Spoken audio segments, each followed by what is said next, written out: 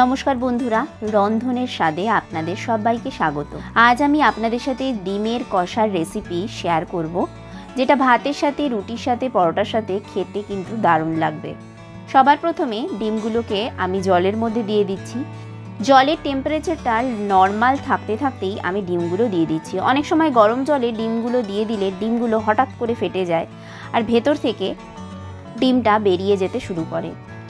এবার ডিমের মধ্যে দিয়ে দিচ্ছি হাফ চামচ মতন লবণ মিলিয়ে ফুটিয়ে নিলে ডিমের খোসাগুলো দেখেছি খুব ভালোভাবে ছেড়ে যায়। তো আজকে আমি লবণ অ্যাড করে নিলাম। অনেক সময় ভিনিগারও দিয়ে নিই, আজ আমি লবণ অ্যাড করে নিলাম। খুব ভালো করে 5 থেকে 6 মিনিট ফুটিয়ে নেওয়ার পরে গ্যাসের ফ্লেমটা বন্ধ করে দিতে হবে আর খানিকক্ষণ 10 মিনিট মতন এটা জলের মধ্যেই ঠান্ডা করে ডিমটাকে ছাড়িয়ে নেব। আর তাড়াহুড়ো থাকলে সঙ্গে সঙ্গে ডিমগুলো ঠান্ডা জলে দিয়ে ছাড়িয়ে নিতে পারেন। এইবার কড়াইয়ের মধ্যে দিয়ে দিলাম সর্ষের তেল। প্রথমে সর্ষের তেলটাকে খুব ভালো করে গরম করে নিতে হবে। তারপর এর মধ্যে দিয়ে দিতে হবে সামান্য পরিমাণে হলুদ গুঁড়ো। এইবার হলুদ গুঁড়ো দিয়ে একটু নাড়াচাড়া করে নিচ্ছি। এইবার গরম গরম তেলে আমি ডিমগুলোকে ভেজে নেব। ডিমগুলো ভাজবার সময় হলুদটা তেলের মধ্যে মিশিয়ে নিলে আলাদা করে ডিমের মধ্যে হলুদ বা লঙ্কার গুঁড়ো মাখিয়ে নেওয়ার প্রয়োজন পড়ে না। তো দেখুন, ডিমগুলো এই হলুদ তেলে যদি ভেজে নেওয়া যায় তাহলে ডিমের রঙটা বেশ সুন্দর আসে। এই ডিমগুলো হচ্ছে আন্ধ্রার মুরগির ডিম। তো বাজারে পাওয়া যাচ্ছিল, আমি ভাবলাম নিয়ে একবার বানানো যাক। আর একবারও আমি বানিয়েছিলাম, খেতে বেশ ভালো লাগে। তাই এই ডিমের খোসার কালারটা একটু অন্যরকম ছিল। এইবার এই গরম তেলেই একটা গোটা শুকনো লঙ্কা দিয়ে দিলাম, তার সঙ্গে সামান্য গোটা জিরে দিয়ে দিলাম। তারপর মধ্যে দিয়ে দিলাম ছোট দুটো এলাচ আর তার সাথে 3 থেকে 4টে লবঙ্গ। আপনারা চাইলে দারচিনিও দিতে পারেন। এইবার কুচিয়ে রাখা পেঁয়াজ আমি এর মধ্যে অ্যাড করে দিচ্ছি। পেঁয়াজটাকে খুব মিহি করে আমাদের কুচিয়ে নিতে হবে। আমি এখানে চপারের সাহায্যে পেঁয়াজটা কুচিয়ে নিয়েছি। আপনারা চাইলে হাত দিয়েও এইরকম মিহিভাবে কুচিয়ে নিতে পারেন। এইবার মিডিয়াম ফ্লেমে পেঁয়াজটা খুব ভালো করে ভেজে নিতে হবে। পেঁয়াজটা যাতে খুব ভালো করে ভাজা হয়ে যায় আর সফট হয়ে যায়, তাই এর মধ্যে সামান্য পরিমাণে লবণ আমি অ্যাড করে দিলাম।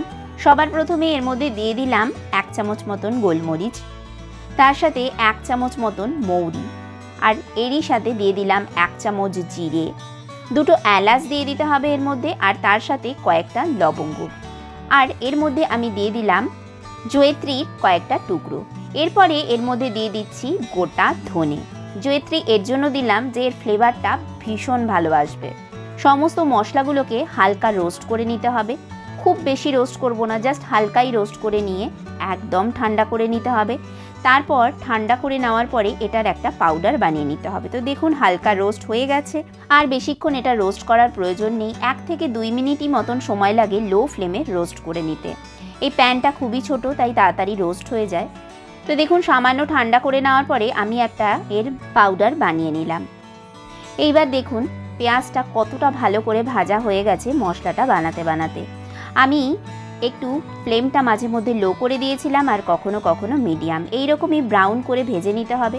তারপর এর মধ্যে অ্যাড করে দিলাম রসুন কুচি। এখানে আমি 8-10টা রসুন কুচি নিয়ে নিয়েছি, আর তার সাথে লঙ্কা কুচিও অ্যাড করলাম, আর তার মধ্যে আদাটাকে থেতো করে নিয়ে অ্যাড করলাম। এই ডিমের কষা রেসিপিটায় আদাটা থেতো করেই অ্যাড করলে খেতে ভালো হয়, হালকা মুখে পড়বে, তো খেতে খুব ভালো লাগবে। পুরো মিহি পেস্ট করার প্রয়োজন নেই, এখানে কোনো কিছুই পেঁয়াজ, রসুন, কাঁচা লঙ্কা কোনোটাই মিহি পেস্ট করার দরকার নেই। এখানে মশলাটা আমি গুঁড়ো করে নিয়েছিলাম, সেই মশলাটা 2 চামচ দিয়ে দিলাম, আর তার সাথে হলুদ গুঁড়ো দিয়ে দিলাম আর সামান্য কাশ্মীরি লঙ্কার গুঁড়ো। এতে রঙটা বেশ ভালো আসবে। আলাদা করে কোনো মশলা এর মধ্যে অ্যাড করতে হবে না। এরপরে আমি এর মধ্যে দিয়ে দিলাম একটা বড় সাইজের টমেটো কুচি। টমেটোটাও আমি এখানে বেটে ইউজ করিনি, টমেটোটাও এখানে কুচি হিসাবে ইউজ করতে হবে। এইবার ঢেকে ঢেকে লো ফ্লেমে আমাদের টমেটোটাকে কুক করে নিতে হবে। ঢেকে ঢেকে লো ফ্লেমে কুক করলে দেখুন খুব ভালো কালারও আসবে, মানে রঙটা দেখুন কত সুন্দর এসেছে, আর মশলাটাও বেশ ভালোভাবে কষে যাবে। এই কষা ডিমের একটাই ট্রিক, মশলাটা ভীষণ ভালো করে কষাতে হবে আর পেঁয়াজটাও খুব ভালো করে ভেজে নিতে হবে, তাহলে দেখুন খুব সুন্দর একটা রং চলে আসবে। একদম পারফেক্ট এই রংটাই চাই। যতটা ভালোভাবে লো ফ্লেমে কুক করবেন ততটাই এই সুন্দর কালারটা আসবে।